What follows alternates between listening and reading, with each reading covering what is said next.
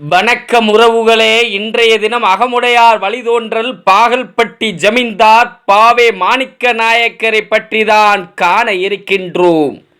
மறைக்கப்பட்ட மாமனிதர் பாகல்பட்டி ஜமீன்தார் அகமுடையார் வழித்தோன்றல் பாவே மாணிக்க நாயக்கர்.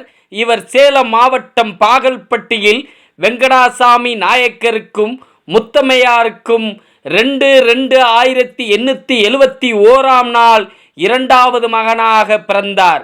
அகமுடையார் வேரினத்தில் நாயக்கர் பட்டம் பெற்ற இவர் பள்ளியில் படிக்கும் பொழுதே கவிபாடும் ஆற்றல் கொண்டவராக விளங்கினார்.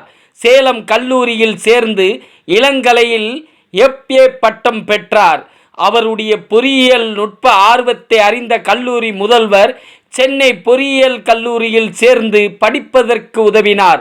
அங்கு முதல் மாணவராக தேர்ச்சி பெற்று பல பரிசுகளை தங்க பதக்கமும் பெற்றார். சென்னை அரசாங்கத்தில் நீலகிரி உதவி பொறியாளராக 1891 பணியேற்றார். செயற்பொறியாளராக 1906 பதவி உயர்வு பெற்றார். இங்கிலாந்துக்கு 1912 சென்று பாரிஸ்டர் பட்டம் பெற்றார். வலுவாக்கிய கான்கிரீட் பற்றியும் ஆய்வு செய்தார். மேலும் கால்குலோகிராப் என்ற கருவியை உருவாக்கி அதை பொறியியல் உலகத்துக்கு அளித்து சாதனை புரிந்தார்.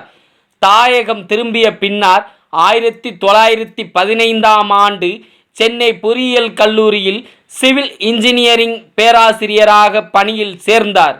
கல்லூரி மாணவர்களுக்கு பொறியியல் கல்வியை திறம்பட அளித்தார். பொதுப்பணித்துறையில் 1919 செயற்பொறியாளராக பதவியேற்றார். அத்துறையில் கண்காணிப்பு பொறியாளராக பதவி உயர்வு பெற்றவர். பின்னர் 1927 அரசு பணியில் இருந்து ஓய்வு பெற்றார். பொறியியலை தொழிலாக கொண்டிருந்த போதும் விலங்கியல், வானவியல், நிலவியல், மெய்ப்பொருளியல் முதலிய துறைகளிலும் சிறப்புடன் விளங்கினார். தமிழ், தெலுங்கு, வடமொழி, ஆங்கிலம் ஆகிய மொழிகளிலும் புலமை பெற்றிருந்தார். மேலும் தையற்கலை, தச்சுக்கலை, ஓவியக்கலை, இசை முதல் பல கலைகளிலும் பயிற்சி உடையவராகவும் விளங்கியதால் இவரை ஒரு பல்கலைக்கழகம் என ஆய்வாளர்கள் குறிப்பிடுகின்றனர். பொறியியல் துறையில் 60க்கும் மேற்பட்ட கண்டுபிடிப்புகள் நிகழ்த்தி மாபெரும் சாதனையாளர் ஆனார். அவரது ஆய்வுகள் அனைத்தும் தனித்தன்மை உடைய தமிழ் மொழியின் சிறப்பு பற்றியும் ஆய்வுகள் பல செய்துள்ளார். தமிழ் ஒலியை கொண்டு உலகின் எந்த மொழியையும் உச்சரிக்க இயலும் என்பது இவரது ஆய்வு முடிவு. இந்த முடிவு அறிஞர்களின் பலரின் பாராட்டையும் பெற்றது. மேலும் மேட்டூர் அணை உருவாவதற்கு ஏற்ற இடத்தை தேர்ந்தெடுத்து திட்டம் வகுத்து தந்தவர் பாவே மாணிக்க நாயக்கர் ஆவார். தமிழ்வேல் கரந்தை உமா மகேஸ்வரன் பிள்ளை அவர்கள் தமிழை செம்மொழியாக்க வேண்டுமென 1919 முதலில் தீர்மானம் நிறைவேற்றிய போது அதில் மாணிக்க நாயக்கர் பற்றிய மேலும் சில கருத்துக்களையும் கூறியிருந்தார்.